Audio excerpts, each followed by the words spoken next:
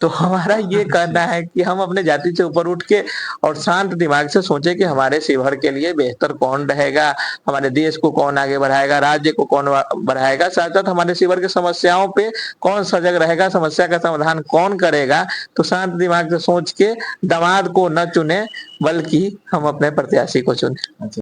नमस्कार, PS news Bihar में आप सभी का स्वागत है। इस वक्त हम शिवहर लोकसभा में हैं और हमारे साथ बातचीत करने के लिए शिवहर जिला के चर्चित युवा मुकुंद प्रकाश मिश्रा जी हैं, जो कि सोशल एक्टिविस्ट है। सबसे पहले स्वागत है सर आपका। आपको भी बहुत-बहुत धन्यवाद, साथ-साथ आपके व्यूअर्स को ढेर सारी शुभकामनाएँ। सर, अभी लोकसभा चुनाव की सरगर्मी काफी तेज है। यहाँ पे किस मुद्दे को लेकर के वोटिंग हो रही है? जनता किस मुद्दे पर वोट कर रहे हैं? हमको ये लगता है, क्योंकि हमारा मानना है, क्योंकि सामाजिक फील्ड में हम काम करते हैं, तो हमको लगता है कि जब भी किसी पार्टी पे या प्रत्याशी पे अगर मुद्दा बनाया जाता है तो शिवहर के लोगों का हार होता है। तो ओवरऑल हम ये बात हमारा मानना है कि जन समस्या पे ही वोटिंग होना चाहिए या फिर जन समस्या ही मुद्दा होना चाहिए। क्योंकि बिहार में नीतीश कुमार के आने के बाद इंफ्रास्ट्रक्चर काफ़ी चेंज हुआ है, लेकिन ओवरऑल जो हमारे शिवहर का स्थिति है, उसमें बहुत ज़्यादा सुधार नहीं हुआ है। यहाँ कई समस्याएँ हैं, जो आपको भी आप देख रहे होइएगा कि समस्याएँ कितनी अधिक है। एक तो रीगा चीनी मिल बंद हो गया है, जिसके कारण किसानों का कमर टूट गया हुआ है। उसके बाद आप शिवहर में रेलवे का काम प्रारंभ हुआ, लेकिन अभी भूमि अधिग्रहण का कार्य शुरू नहीं हो सका है। उसके अलावा यहाँ भ्रष्टाचार इतना ज़्यादा है, चूँकि आप भी महसूस कर रहे होंगे, शिवहर के लोग महसूस कर रहे हैं कि एक भी आपका ज़रूरी जो काम है, बिना लेन-देन के नहीं होता है। आपका ज़रूरी काम को अटका के रखा जाता है ताकि आप पैसा दीजिए और काम कराइए, तो भ्रष्टाचार चरम पे है। रीगा चीनी मिल बंद हो चुका है, उच्च शिक्षा का कोई व्यवस्था नहीं है।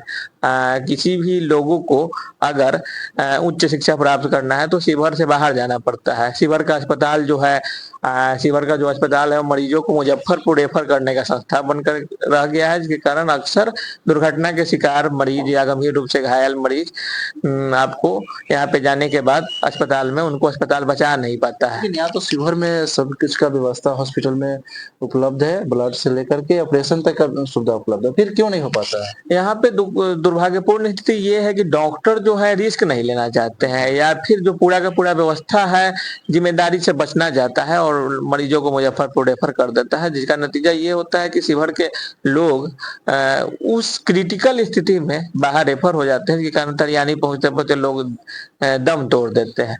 और कई मुद्दे हैं, जैसे कि जिला का विस्तार होना चाहिए, क्योंकि कई सरकारी योजनाएं हैं जिसका लाभ शिवहर के लोगों को नहीं मिल पाता है, क्योंकि संख्या कम है। तो जिला का विस्तार आवश्यक है। हालांकि राजनीतिक लोग इसमें बोलने से बचते इसलिए हैं क्योंकि उनका वोट प्रभावित होगा। बीआरसी रोड के लिए लगातार लोग आंदोलनरत हैं, लेकिन रोड नहीं बन रहा है।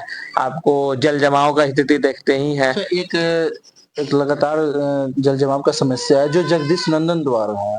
आप लोग काफी जल जमाव को मुक्त करने के लिए आप लोग संघर्ष किए, लेकिन अभी तक नहीं हुआ है, क्या लग रहा है? हाँ, ये जल जमाव का जो समस्या है, और भी कई समस्याएं हैं, आप लोग भी लगातार आवाज उठाते रहे हैं, आप लोग के माध्यम से जनप्रतिनिधि तक बात जाता है, लेकिन जनप्रतिनिधि समस्याओं के प्रति सजग नहीं है। यही कारण है कि समस्या आज भी बरकरार है। जल जमाव के कारण हर रोज बरसात के मौसम में दुर्घटना होता है सड़कों पे, और कई ऐसे सड़क है जो जलमग्न बरसात के मौसम में रहता है। तो ओवरऑल स्थिति बहुत ठीक नहीं है शिवहर में। तो हमको लगता है कि आम लोगों को जाति और धर्म से ऊपर उठ के, क्योंकि ये जो चुनाव है या कभी भी चुनाव होता है तो जनप्रतिनिधि का चुनाव होता है, हमारे प्रतिनिधि को हम लोग चुनते हैं, न कि हम लोग दामाद चुनते हैं। तो हमारा ये कहना है कि हम अपने जाति से ऊपर उठ के और शांत दिमाग से सोचे कि हमारे शिवहर के लिए बेहतर कौन रहेगा, हमारे देश को कौन आगे बढ़ाएगा, राज्य को कौन बढ़ाएगा, साथ साथ हमारे शिवहर की समस्याओं पे कौन सजग रहेगा, समस्या का समाधान कौन करेगा। तो शांत दिमाग से सोच के दामाद को न चुने, बल्कि हम अपने प्रत्याशी को चुने। अच्छा।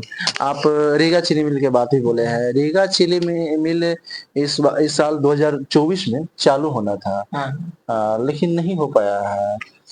ये पूरी तरह से सरकार इस मुद्दे पे सरकार के लोग जो है फेल हो गए हैं और हमको लगता है कि ये काफी दुर्भाग्यपूर्ण स्थिति है क्योंकि शिवहर में गन्ना का उत्पादन काफी होता था लेकिन अब चूंकि रीगा चीनी मिल बंद हो गया है तो एक तो रोजगार से लोग दूर हो गए, दूसरा किसान के खेती करने पे असर पड़ा है। अब गन्ना का खेती काफी कम हो रहा है तो ओवरऑल गन्ना की रीगा चीनी मिल जो है उसके बंद होने से हालांकि पता नहीं चल रहा है लोग, लेकिन अंदरूनी बात यह है कि लोग पलायन को विवश हो चुके हैं। शिवहर से बाहर लोग को कमाने जाना पड़ रहा है क्योंकि बहुत लोगों का जीविकोपार्जन का साधन था गन्ना उत्पादन।